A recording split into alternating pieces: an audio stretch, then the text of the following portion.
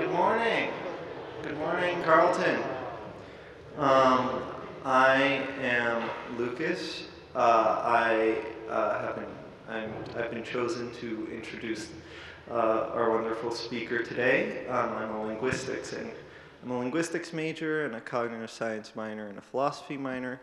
Um, and so today we're going to hear Stephen Asma, who is a scholar who uses neuroscience, animal behavior, evolution, philosophy, and psychology to burrow deep into the human psyche to look right at the enigmatic but powerful engine that is our improvisational creativity, the source, he argues, of our remarkable imaginational capacity. How is it, he asks, that a story can evoke a whole world inside of us? And how does our moral imagination help us sculpt a better society? As he shows, we live in a world that is only partly happening in reality. Huge swaths of our cognitive experiences are made up by what-ifs, almosts, and maybes. An imagined terrain that churns out one of the most overlooked but necessary resources for our flourishing: possibilities. Considering everything from how imagination works in our physical bodies, to the ways we make images, from the mechanics of language and our ability to tell stories to the creative composition of self-consciousness, Asma expands our personal and day-to-day forms of imagination into a grand scale as one of the decisive evolutionary forces that has guided human development from the Paleolithic era to today. The result is an inspiring look at the rich relationships amongst improvisation, imagination, and culture, and a privileged glimpse into the unique nature of our evolved minds. The title of this presentation is The Evolution of Imagination. Please give a round of applause for Stephen Asma. Thank you, Lucas. Okay, I'm just checking the microphone. It seems to be on. Thank you for that nice introduction, Lucas. And it's a great privilege and pleasure to be with you guys and to be part of your Convocation series. I was also learning some Minnesotan phrases from Lucas just now, so I hope to be using oofta more often. I'm going to try to work it in today somehow. Okay, so I have a lot to say, and it's a huge topic, and I want to leave enough time for conversation afterwards and questions, so I'll just sort of launch straight into it. These are altogether I've written 10 books, but these are the three most recent, well, I don't know, these are the three most relevant books to this topic. I started out thinking about the imagination when I wrote this book on monsters, and this was about 10 years ago, and now that it's October, this is my time. You know, I can say to people I wrote the book on monsters and not even be joking. And then that got me thinking about the imagination. How do we generate these wonderful creatures? All cultures have created monsters. They're products of the imagination, but they're hugely influential. And then I wrote this book on the evolution of imagination, which is really the topic of our talk today. And then more recently, I've been thinking about the emotional mind and how do emotions work within the brain and in the mind and in culture. And that also has a lot to do with the imagination. So that's sort of the work I've been doing most recently. This, because you're young, you may not remember. How many people know who Bo Diddley is? Okay, good. All right, so that's Bo Diddley, and then that utterly frightened guy in the background there is me. And so this is me playing with Bo Diddley, and so I was a professional musician for a long time. In fact, I worked my way through college as a musician and then had to give it up as a profession anyway to become a professor. But I live in Chicago, and so I played with a lot of the great blues, just some wonderful blues musicians, B.B. King, Buddy Guy. And so whenever Bo Diddley would come to town, my band would get the call to be his backup band. But it was extremely nerve-wracking because we thought, let's learn a bunch of Bo Diddley tunes, and then when he comes in, he'll call the tunes and we'll play those tunes. But that's not how it works. He just storms the stage with his guitar, plugs in, and starts playing. And you have to figure out, like, oh my God, what key are we in? What tune is this? And you have to do it like immediately in front of an audience. So it's extremely high pressure situation. And it's, a lot of improvisers know this very well. Like if you guys do dance or musical improvisation or even like hip hop, you know, freestyling, if you do it in front of an audience, it's a kind of a high stakes pressure cooker. And this turned out to be one of the reasons why I started to think about improvisation as like a form of imagination. How is it that we're able to like learn certain rules, chords, phrases, and then be able to sort of turn them on at the right time and in the right way? There's a couple of myths about creativity. One is this idea here on the left, which is that creativity comes over you like a muse, like a kind of possession. We've had this view of creativity since the ancient Greeks, that if you just put yourself in the right mindset, the sort of spirits will move through you. And there's sort of good reasons to think like this, because if you've ever had a really creative moment, it feels like you sort of disappear, and then you sort of come back into it.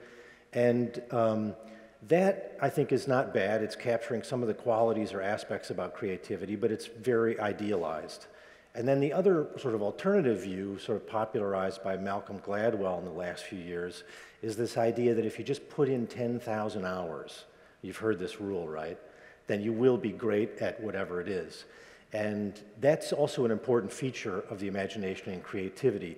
The example he used famously was, people tend to think of the Beatles as just spontaneously geniuses, creative geniuses, but they forget that they worked like, I think, 10 hours a day playing in a Hamburg strip joint before they were ever, you know, discovered. This is like in the early 60s. So they did all this, you know, many, many hours of working on their craft.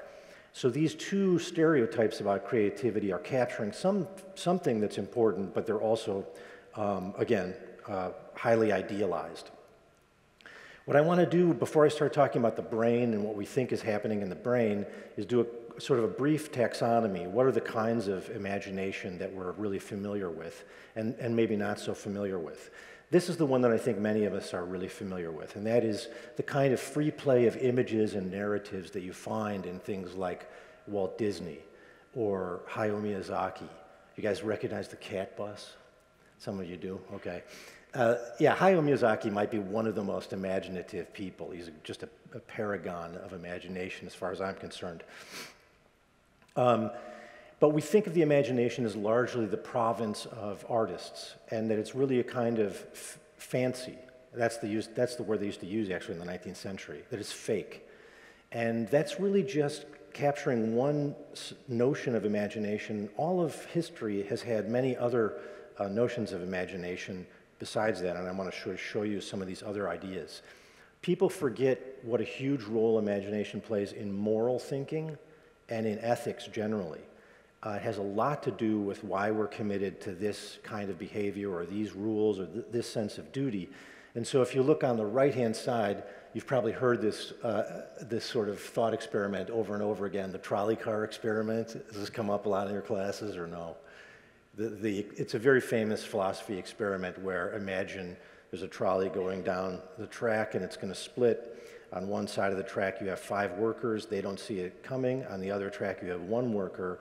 You have a switch that could turn it from the 5-person track to the 1-person track. Would you do that to save the 5? And this is a way to try to get at what your moral intuitions are.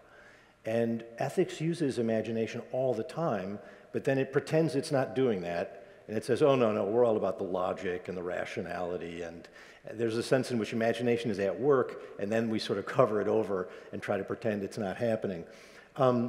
This is Dickens on the left. And Dickens, I think everybody knows A Christmas Carol.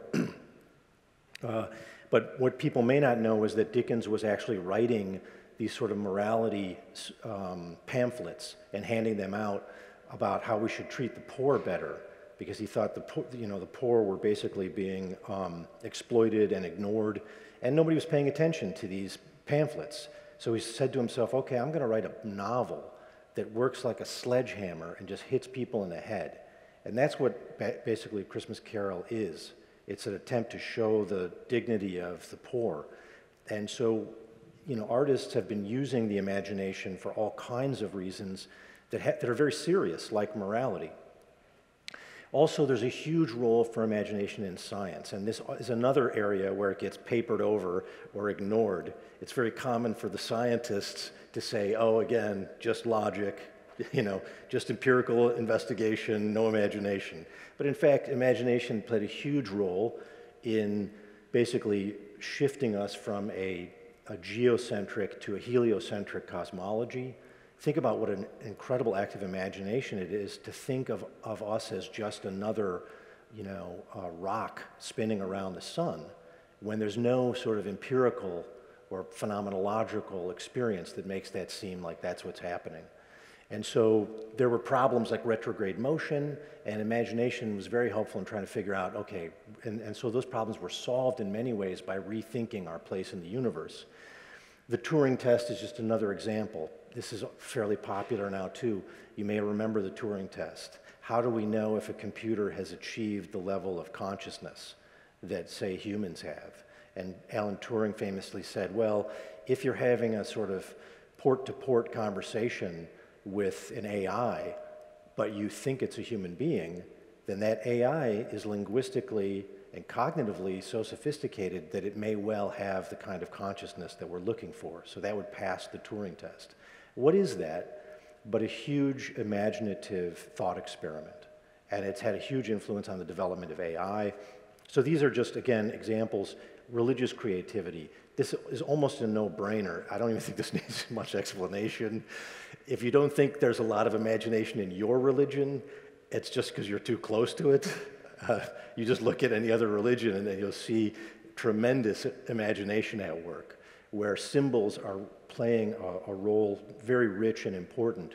But now this is the one that I want to focus on, and this is not as well known, and this is, I think, the important point, I think, of my own work, which is that the imagination is also a faculty of the mind. And what usually cognitive scientists have said is, oh, imagination is just sort of an aesthetic sensibility that comes after the logical problem-solving mind gets going. But actually, I think it's the other way around. The imagination, I believe, is the core of human consciousness and cognition. And literal language and cognition, like we find in the sciences, developed much later. So what does it mean to say that there's a synthesizing faculty of imagination? Aristotle, Kant, and more recently embodied cognition have suggested that there's something interesting going on when we're thinking.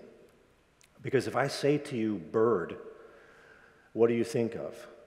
Well, it's kind of I didn't do this experiment properly because I showed you a picture first, but if I had not shown you a picture, what bird would have come to mind? It's unlikely that it would have been a flamingo or a penguin. Probably would have been something from the Midwest. And so what we're doing when we think is not just thinking with concepts that are definitions, like, something that like Linnaeus would trot out. We're actually using images as prototypes.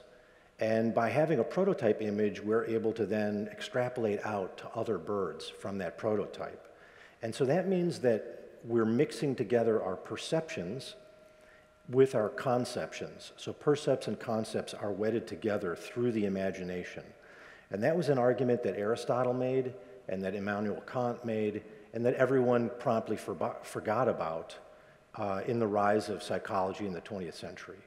Basically, it's amazing that everyone thinks they know what the imagination is, and yet there's been almost no systematic study of it. And that's because psychology got really entranced by things like behaviorism, which made sense at the time. We can study that, conditioning, we can study that. And then the computational metaphor came in, and then everything went the route of computation. And as a result of it, things like the imagination have been completely off the docket of scientific exploration. Now, slowly, it's starting to come back in, and I think hopefully more in the future. So thinking, then, is also kind of imagining, even when we're doing things like science. What I wanted to focus on was, how do we do this voluntarily, like Hayao Miyazaki does, and how do we do it involuntarily? And it turns out it's sort of the same process. So every night when you go to sleep, even if you think of yourself as an uncreative person, You become like the Hayao Miyazaki of your own consciousness, because you can generate all these amazing images and scenarios within your mind, and you're doing this involuntarily, unless you're into this kind of, there's a sort of dreaming, you can sort of study and try to get more agency within your dreams. But for the most part, people don't have control over their dreams. And yet you're concocting all this crazy stuff. So how does that happen? Darwin, in The Descent of Man, says, the imagination is one of the highest prerogatives of man. By this faculty, he unites former images and ideas independently of the will, and thus creates brilliant and novel results. Dreaming gives us the best notion of this power. As poet Jean-Paul says, the dream is an involuntary art of poetry. And I just wanted to explore this and sort of see, well, what's happening here? What seems to be happening is your brain shuts off the more executive parts of the mind, and then these more hidden subconscious areas of the mind and the brain become very active during the dream state. So here's an image you may well recognize. Who can name this artist? Anybody? It's not melting clocks, but it is Dali. Yeah, good. So Salvador Dali was very influenced. You'll remember that melting clock painting that's so famous. Surrealism was hugely interested in dreams and moving the sort of unconscious dream states into the conscious art-making process. So he used to read Freud, and then he would go to sleep with his painting at the foot of his bed and try to work on it while he was asleep, and then bring those ideas back into the paintings. And there's some reason to think that he was onto something, because what we know is, here on the right-hand side, that the prefrontal cortex turns off during dream states and many sleep states, and the limbic brain stays very active. So the limbic brain is actually where your emotions reside and memory. And even your motor cortex is active, but sleep atonia switches your body off. So your brain, when you're being chased by a monster in a dream, your brain and your body thinks you're being chased by a monster. It's not like, hey, I'm in a movie, or this is just a dream. The whole system is basically stressing in the way that it would. That's why sometimes you wake up and you're sweating, or you're miserable, or more often you're miserable because most dreams are negative. I don't know whether you know that. All right, so what's happening in the brain? We're beginning to understand a lot more about this, but it's just early days. What we've discovered is that there are these two major systems. There's many systems in the brain, but for our purposes, these two are what we're going to focus on. On the left-hand side, you see what's called the default mode network, and this is what happens when you're mind wandering. So like if I'm talking and you're getting bored and you're starting to look out the window and think about what you're going to do later, your mind is shifting to the default mode network. And when you start doing a task, you get this attentional network, or what I like to call the task positive network. That's when you're sort of going through your phone or working on some homework or building something. The brain basically shifts to a different phase. Now, what we know is happening is that the default mode network is associated with many creative states. And the task positive network is really associated more with stereotyped thinking that's sort of channeled by the executive areas of the brain. One quick point about this, I think, is that your generation, I'm sure you love stuff that starts out where people say your generation. Your generation, because of the phones, well, I mean, it's happening to us too. It doesn't matter what your generation is. But we keep getting pushed from the default mode network to the task positive network by this stuff. So as soon as you ever notice how afraid of the empty moment people have become? Like no one sits still, they look like a psychopath, unless they have a phone that they're looking at. What's wrong with that guy? He's not looking at his phone. It's pretty clear that we're not letting ourselves shift to the default mode network as often as previous generations, because we can always stimulate ourselves back into the task positive network by using technology. The result of that is that some people like myself who study creativity think that this may end up diminishing people's creativity in the long run.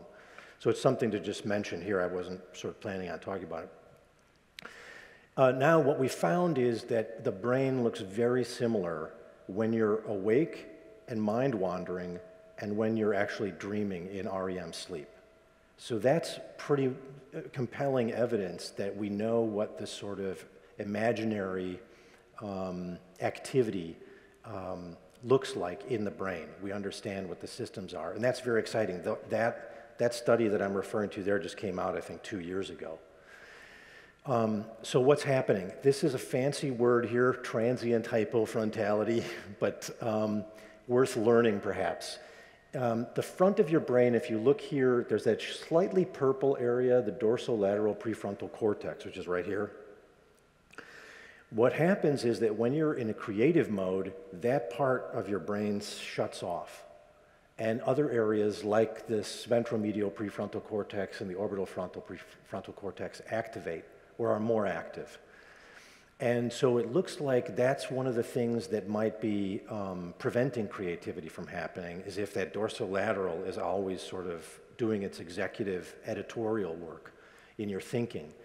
So some wonderful experiments have emerged. A guy named Charles Lim built an fMRI machine so that you know how you've seen those, you have to lay down on your back and your head goes into this giant magnet and they look at your brain sort of in real time. And so he designed a keyboard that you could play. And he had classical musicians play the keyboard while they looked at your brain. And then they had jazz players and then jazz improvisation. And so what they found was that when you're actually doing a classical composition, either from memory or from sheet music, the dorsolateral prefrontal cortex is on. But when you improvise, that area of the brain that I showed you shuts off and these other areas activate. And this is true also when you're like, as I said before, like if you do freestyle hip hop, which is really a kind of jazz, it's the same thing that happens. And again, more evidence. So what you're seeing here is actually a brain where the dorsolateral is grayed out. It's actually turned off. And your brain does that because you've maybe acquired the habit of creativity. And then they did another experiment which cracks me up, which is they use this transcranial magnet to actually interfere with this part of the brain, which is this brain break, the dorsolateral prefrontal cortex. And they can kind of shut it off by basically zapping it with this magnet. It doesn't hurt you, and it only lasts for like a half an hour, I think. But you ready to sign up for this? It looks really ominous, doesn't it?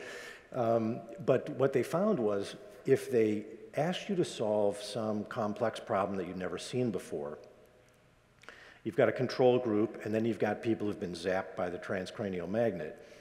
Strangely, people who had this part of their brain interfered with were better at solving a novel, innovative problem that they'd never seen before, which is pretty amazing because it suggests that what the dorsolateral is doing is, it's important. You need this because you need to solve problems in a sequential way that's been time-honored and proven. But it's also preventing you from seeing innovative, novel, and interesting creative solutions to problems. So that's why people, talk about, we have this kind of language of, well, it's, really outside the box. We understand now what part of the brain that refers to. So what have been techniques for disengaging the brain break over time? Everyone's known a lot of this stuff informally, but now we're getting that neuroscience corroboration. You can't really see it very well, I think, in this image on the left, but this is one of the miscellaneous painters of the late 19th century with the green mistress absinthe. Absinthe is legal again, but it was illegal. It was considered a sort of hallucinogenic drink, but it was very popular among people like Van Gogh and Toulouse-Lautrec. It was very, very popular among that arts movement in Europe. So artists have known that they can use, controlled substances to disengage the brain break. And they've known about that since the time of Dionysius, the ancient Greeks. That's not new. although it took on sort of new force in the counterculture years. But also, one of the other ways to activate creativity and turn the brain brake off is just go into nature, spend time in nature, and people oftentimes feel their creativity refreshed. And so many creative people do this. When they get stuck on something, they go for a hike, they go fishing, whatever it is, because it stops the stereotypical sequencing of the task-positive network and reactivates this default mode network. In the default mode network, what's happening is you're allowing free associations to occur with images, narratives, sounds, perceptions, memories, and that sometimes presents a solution to you. And so famously, Einstein said that when he was working on a problem and he couldn't solve it or he was stuck, he would set it down and he would go for a bike ride. And he would even try like not to think about it even for a week or two. And then suddenly, sort of he'd just be stepping on the bus and a solution or imaginative possibility would present itself. What's happening, we think, is that you're allowing these associational types of thinking to occur at the subconscious level, and then these bubble back up into the conscious mind where they can be made use of by the official, task-positive network. So there's some kind of creativity really requires both. You need sort of that inspiration, but also you need to be able to execute those inspirations. So then what I started to get interested in was, in the same way that language seems to have a deep grammar, it doesn't matter if you speak Chinese or if you speak English, there is a kind of deep grammar that may or may not be genetically engraved. This is something that you'll recall Noam Chomsky argued for, and this is sort of up for debate. But is it the case that all languages have a kind of root structure with a kind of subject and predicate? So I began to think, well, maybe there's something like this for imagery. Is it possible that our ancestors would have had a kind of grammar of images? And very little work has been done on this. I find it very exciting. You have to remember that human beings didn't really have language until quite recently, if you look at the story of the hominids. So they would have been communicating without language as we know it. And so it's interesting to me, like, are there sort of these deep tendencies within all human beings with regard to images? So I got to looking at products of the imagination, and I noticed that there's a huge amount of hybridizing. If you look at this, sort of these cartoon characters on the left, you guys recognize a lot of these people, right? They're straight out of Greek or Egyptian mythology, and they've basically made their way straight all the way up to Harry Potter and beyond. And if you look at most of the really popular images that come out of literature as old as Gilgamesh, and religion as old as the Brahmanistic Vedas, the Pentateuch of the Hebrew Bible, all that stuff is loaded with hybrid creatures. And I began to think, well, there must be something about this that's really important. And so there is some work by cognitive scientists that suggests that these become very popular, or like sticky memes. You know how you get a meme on your phone and it's a really good one and you want to send it to your friend? What makes a really good meme? Well, there's a sort of a science of memes. You may or may not know that the word meme was created by Richard Dawkins, a very famous biologist. And he was saying, just like there's a gene that reproduces biologically through a population, there are these sort of cultural artifacts like images or stories, and those replicate like a gene through the population. So he coined the phrase meme. And sure enough, like when we're passing stuff around on Instagram or whatever it is, we're doing the same thing. Now, what makes a sticky meme? It turns out that when you violate people's expectations or their categories of how things should be, it really draws it arouses cognitive attention. And so you focus on it, you look at it longer, you take it in, especially if it's emotional, like if you can make it fear-inducing or funny, and then that gets into the system, and then you transmit it to others. And so the logic here that I'm working with is a kind of epidemiology of imagination. Why did some monsters, for example, really take off? Why is the dragon sort of everywhere in every culture, and yet the chimera isn't? So some monsters and some imaginative works don't make it, and others do. So that's one of the things I'm sort of exploring. Again, when you think about creativity as being like sort of, you get possession by a muse, it seems miraculous. But if you break it down, it's not so miraculous.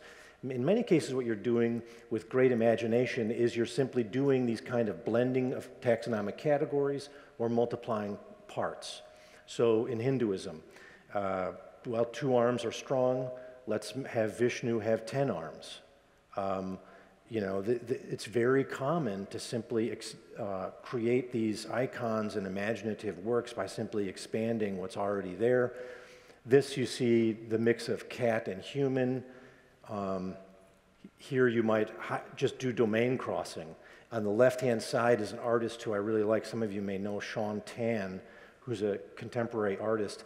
What he's really good at doing, and I noticed Hayao Miyazaki is good at this too, is you take something like a fish, and all you do is put it in a domain that it's not supposed to be in or that you never see it in. And immediately you have something that people recognize as imaginative. So what I'm trying to get at are what are these basic grammatical moves within the imagination that then everything else gets built on top of. Of course, you have to have zombies in every presentation, so blending metaphysical categories. Why are zombies so popular? All kinds of reasons, but one of the things you can say for sure from a cognitive point of view is that it's a huge violation. Things that are living are not dead, and things that are dead are not living, and yet here you have the living dead. That disrupts all of your cognitive expectations and makes that a very sticky meme. So it basically travels really well. It travels horizontally because you pass this kind of story and image to your friends, but also vertically as groups will pass it from parents to children. So if you look at the story of human culture, if you just look at Christianity or Islam, you look at a very complex set of memes. They may well also be true, there's no incompatibility there, but they're also a very complex set of memes that have to transmit horizontally and vertically. Okay, now you want to increase your creativity. What has some of this stuff we just talked about have to do with you? And how might you basically cultivate greater imagination? These are just some things I listed here. One is you can do this kind of hybridizing. If you're in the visual arts or in music, you can do this. It's really fun to try this. Domain crossing. But let me talk about these two that are in yellow. One is narrowing or constraining. One way to improve your creativity is to actually prevent your dorsolateral stereotypical thinking from kicking in. And the way to do that is to constrain yourself. So for example, as a guitar player, if I want to try to break out of these old patterns of playing, I'll do something like take 4 of the strings off my guitar. And now I can only play on 2 of them. That really forces you to try different stuff that you would not have tried otherwise. And so there's this weird paradox that you actually get much more creative when you constrain yourself in this way. And artists do this all the time. Mindfulness and default mode network, digital diet. This is what I was sort of hinting at before, is one way to maybe increase your creativity is to go on a digital diet, but I don't want to say anything too painful for you, so I'll move on. Okay, if imagination is an illusion maker, what we philosophers call a counterfactual generator, then, why do we have it? If you just look at it from a Darwinian point of view, it's kind of funny. How is it that we're so good at this when it's basically just not real, the stuff of the imagination? And that, again, I think trades on that confusion I was saying earlier. The imagination actually is very good at presenting all kinds of possibilities that we might not have seen before. One theory is that it's an evolutionary byproduct. I think Steven Pinker argued this with regard to music at one point, although I think he's taken it back since. That view is, well, when a brain like ours evolves, you're going to get imagination as a byproduct of a good logic system. Really good cognition produces imagination and art, sort of like cheesecake after the main meal or something. That was sort of his analogy. Now, I think that's wrong. My own view is that the imagination is an evolutionary adaptation. It's one of the things that led to human success. It's because we're pretty unimpressive with regard to like sharp teeth and claws and speed. We're pretty lame. But we're remarkably good at imagination, and the imagination gives us all kinds of possible solutions that can become facts. So early virtuosos of the imagination were the shamans, and if you look at this material, it's fascinating because they're also doing these hybrid creatures. We have a little sculptural figurine, and it basically is 35,000 years old, like it's from the time of the Lascaux and Chauvet caves, right? And it is a hybrid of a man and what looks like a wolf. So even at the earliest expressions of human creativity, there are these weird hybrids. And that's what you're seeing here in the middle. So let me move towards some conclusions, and then hopefully we'll have more of a conversation here in the last half. Imagination creativity is an adaptive generator of new possibilities. And imagination provides predictive templates, stories for dealing with our environment. So one of the things that we've discovered recently is, I mean, this is a broad, stereotypical generalization, but you know, it does match a bell curve. Generally speaking, people who read novels tend to score better on social intelligence than people who read nonfiction. Sort of a no-brainer in a sense, right? But what are we doing then? That suggests that novels, stories, you read a great book by Dickens or great science fiction, whatever, they're giving you indications about how to deal with other people, what their motives are, what their emotions are like. And so we're basically using art as a kind of, and imagination as a template for what is sometimes called predictive processing. How do we predict what's going to happen next? And the better we're at predicting, the better we are at surviving in a changing environment. And, but then imagination has to be checked against experience and tested pragmatically. Some of you may know the actor. Do you guys know this guy? Paul Giamatti? So Paul and I are working on a project on the imagination, and we're sort of doing like a short film and also potentially a larger book study. And he also, I think he might be, one of the best actors of our generation. And if you look at his, if you talk to him about it, he is unclear and confused in a sense about how it is that actors are able to do what they do. But they're clearly inhabiting some other self. The imagination, he uses the imagination to become somebody else. So if you meet him and talk to him, you're like, oh God, you're nothing like these people that you play on TV. And so actors are very familiar with this strange ability to embody someone else. And so again, I think that this is something that we're very interested in it, and it's not just actors that are doing this. So you and I and everyone else is using their imagination to work through everyday life. That's basically what I'm calling imaginative living. You sort of see yourself as a protagonist or the hero of your story. You see who your enemies are and how you can thwart them. You're living in a play, in a way, or in a movie. And everybody does this. Even the most sober, rationalist scientist does this. And so I think that there's very little work being done on this, and so I'd like to, continue this work. But there is some concern I have, which is, in a climate of conspiracies, is imaginative living irresponsible? And so here on the left, you see, this is a drawing of the great pataphysics inventor Alfred Jarry. Some of you may know Alfred Jarry. He was like a pre-surrealist artist. And he believed that we should live through the imagination and he was very bizarre, and you never knew what he was going to be doing next.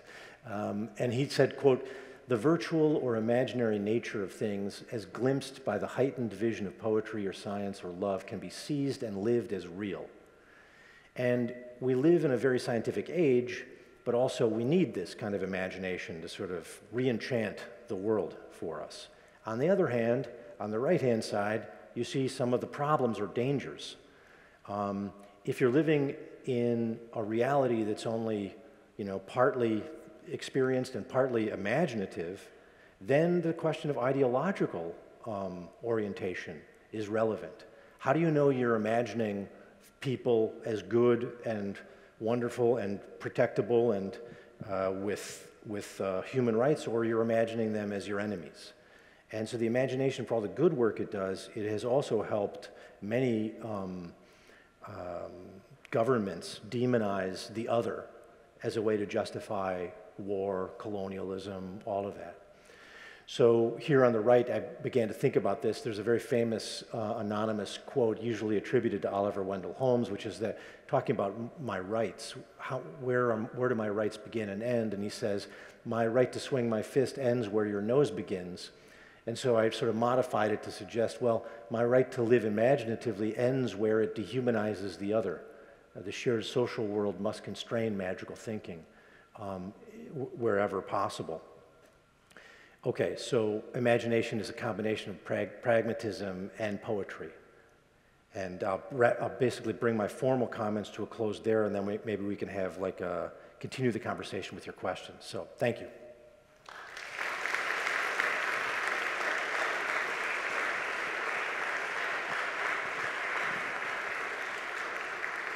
All right, great. We have some time, and hopefully Stephen's presentation has stimulated your imagination and you have a question or two. So if you raise your hand, I will bring a microphone over to you and we'll hear your question.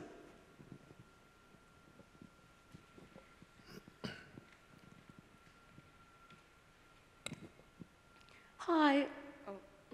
I was wondering, we often think about children, younger children having bigger or larger imaginations than as you get older. But you also showed the brain scan of how the areas in the prefrontal cortex activate more in times of imagination. And we know that the brain, that's the last part of the brain to develop is the frontal lobe. And so I was wondering how you kind of describe the idea that children are more imaginative in both kind of a scientific way and a less scientific way. How do we perceive that and why would that be so? Yeah, that's a great question. I think we don't know the answer to that question, but I think we are gaining ground on it.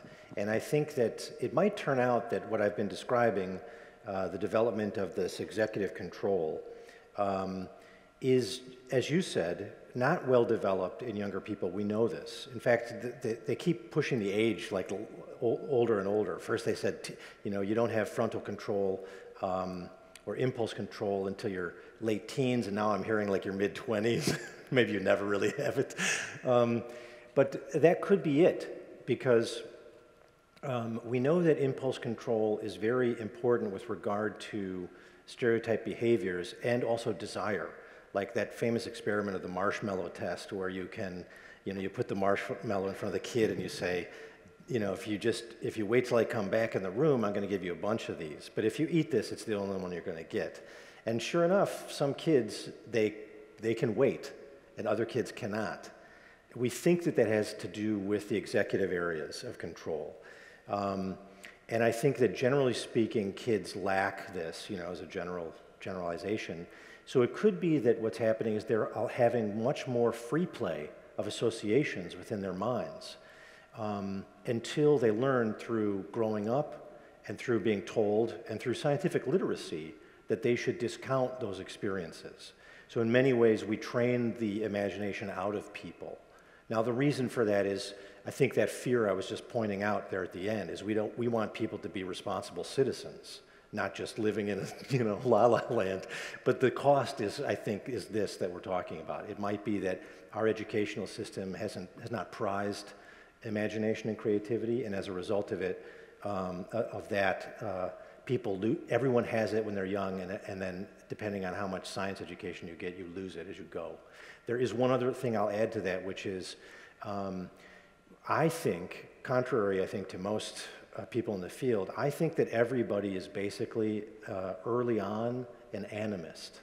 And animism is when you see kids are animists. They think that the teddy bear has a personality that's real, and they have to be sort of trained away from animism to think, you know, these things don't have personalities and agency, these things do. So you learn that. And I think that in indigenous cultures, animism continued and continues to live. And there was a narrative that we gave in the West, which I think is very arrogant, which is, oh, everybody was an animist back in the day, and then we got, you know, monotheism, and we got progress. And so these people are just backward. This is kind of an old anthropology narrative, you know, from the turn of the century. And I think rather that everybody, kids and we too, are animists, but as we grow up in a scientific literate world, we learn to discount our animistic tendencies, to avoid them and to say these aren't real and these aren't valuable, when I think in some cases they are valuable.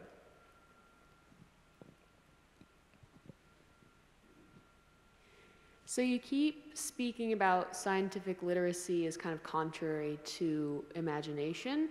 And I'm wondering about your thoughts of like the benefit of reintegrating some of that into science, especially because you gave some examples of early scientific discoveries as great acts of imagination. Yeah. And so I'm wondering where you think that ended and how we can transition back to that kind of viewpoint. Yeah, great.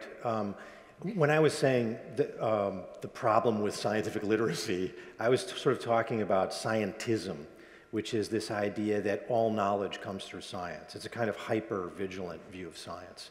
I do think, as I said in the earlier slide, that real science is it's infused with imagination. It has all kinds of creativity in it. And I do think that you could much better educate people in the sciences by teaching them a few things. One, it's just amazing to me that people can get a science degree and have no understanding of the history of that science. Science, it's almost like all of the history of chemistry is shaved off and you learn the facts. But if you actually learned the history of chemistry, let's say, you would see creativity and imagination and all kinds of missteps and mistakes. You would see how it grew to be what it is now. Instead, you're presented to you in a textbook like it fell out of heaven and it has no history. So that would be one thing I would do, is I would make sure science education included or required some history of your discipline. And then I think I would just we still have the C.P. Snow famously said, you know, Western education is divided into these two cultures. There's the humanities and there's the sciences. And he thought, well, this is sort of Cold War period. He's like, well, they have more sciences because the Russians have Sputnik or whatever. But we really have continued this terrible split between the humanities and the sciences. And I think we should reforge, you know, bridges so that, well, this is a great example. This convocation thing is awesome because you have scientists talking, you have literature professors talking to you. It's a great example of the kind of holistic approach to knowledge that I think we should really further embrace. Way up there, he's got a question too. Yeah, go ahead, shout. Okay, so one point you brought up was about the constraint of the shared reality upon the individual imagination and not the world that you live in, right? But I have a question about that because, at least from my understanding, even the ostensibly empirical is tainted by the imagination as the world is filtered through the lenses of our precepts and our biology and our neuroscience. And in that sense, how do we then separate any empirical shared reality from our imagination? Where does the imagination end and I forget what it's actually called, the real experience which we never directly perceive? Okay, good. Very interesting question. What's behind your question is 2,000 years of philosophy, which is there's appearance and there's reality. And the appearances of things we call the phenomenon. And we have always tried to find a way to pierce through the veil of the phenomenon to the real. And I don't think this is possible for the reason you yourself stated, which is even perception will have ideological and imaginative biases built into it, right? We understand this. Even your perception is theory-laden. But I think the solution then is not to try to divest all of that thinking, biases, imagination, theories, but to realize that that's what's happening in your experience, sort of own the subjective contribution that you're making to your experience, and then here's the key bit that the pragmatists taught us. This was the lesson of James and Dewey and Peirce. The key is check it against others. You have to have a social community that you check all this stuff against. Because if you don't check it against people, peers, peer review, and just the wider social body politic, then you can spiral. You can really spiral out. And we see that happening in our culture. This incredible schism politically is being fed by the media, and then people not talking across those divides to each other, but just sort of having their ideological and imaginative view overwhelmingly sort of reinforced every night when they watch the news. Here we go. For those of us who were born before the cell phone age, we spent a lot of time being bored because Yes. we had to ride the bus or wait around. And now people hand even a toddler a cell phone to keep them occupied. Do you think that that has undermined creativity and imagination in our culture? The short answer is yes, that is what I think. And I say that as somebody who has the anecdotal experience that you have and that many people have our age, and the fact that I was also extremely bored when I was a kid and had to then find ways to entertain myself, which ended up being creative activities. But also I'm somebody who looks at the literature, and it looks like this is true, that if you have a device that keeps pulsing dopamine into your system whenever you want, then that is almost, how can I say this? It's very hard for a child to rise above that. Even a very disciplined adult has a hard time staying away from the little squirts of dopamine that we're getting by checking our phone every 5 minutes. So babies, toddlers, they don't stand a chance. And so as a result of that, we may find, now I'm optimistic by nature, so it's possible that this may produce a different kind of mind. It may be bad at certain kinds of creativity that I enjoyed because I was bored, but they may be much better at other things. So for example, my son, who's now 18, seems way better at certain kinds of cognition than I am. And I just don't know. I mean, we don't know exactly. It's a huge experiment that's happening on consciousness and cognition. What result this is going to have 10, 20 years down the road. Is this generation going to be kind of poor at creativity, but much better at sort of, I guess, what's the word when you do many things at once? Multitasking, yeah. There may be multitasking kinds of cognition. Although there's been some scientific studies on multitasking too, and young people think they're really good at it, and they're not. So that's possible too. But yeah, I think part of the condition of being creative is letting yourself get bored and feel the pain of being bored. It's really important. I'm a little bit curious to hear more about the distinction between creativity and the reproduction of previously encountered symbols, particularly in the example of creative people who seem to invent their own visual syntax to understand the world. In the case of Hayao Miyazaki, where's the distinction between the first act of imagining a novel's way of perceiving the world and then just reproducing your own creative inventions? And I guess in science too, if that happens. Are you referring to like the reproduction as the Ghibli studio churns these things out, or just like in the story of Hayao Miyazaki when he started to do this over and over again? I think more so in the example of like the individual artist or scientist. Okay. Like if you see a distinction between the first act of imagining versus like a continued imagining on the same subject. Is that good. The same brain system? Yeah, good. I think that there's probably a lot of different trajectories for different artists. Some people, that's why I wanted to start with the involuntary dream, because people don't realize how creative they are in the dream world. And then I think there are certain people who keep a dream journal, or they try to remember that dream and they do sketches and drawings and they try to build on it. And so they start to value that kind of crazy, weird cognition. They value it. And then they start to work it into voluntary habits, like drawing or doing sketches of scenes, imagery, or thinking through principles and theories. And I think and then it's key that you get some kind of positive reinforcement from either parents or from a school system that says, this is cool, this is interesting, stay weird, you know? Like you need somebody to say, like, yeah, stay weird. I'm saying it to you now, stay weird. Because if you don't get any of that kind of positive reinforcement, then we know what happens, is you start to get embarrassed of it, then you don't do it anymore, and then you can't do it anymore because you didn't cultivate the habit. And so I think that there's a lot of this that has to do with habituation, individually and culturally.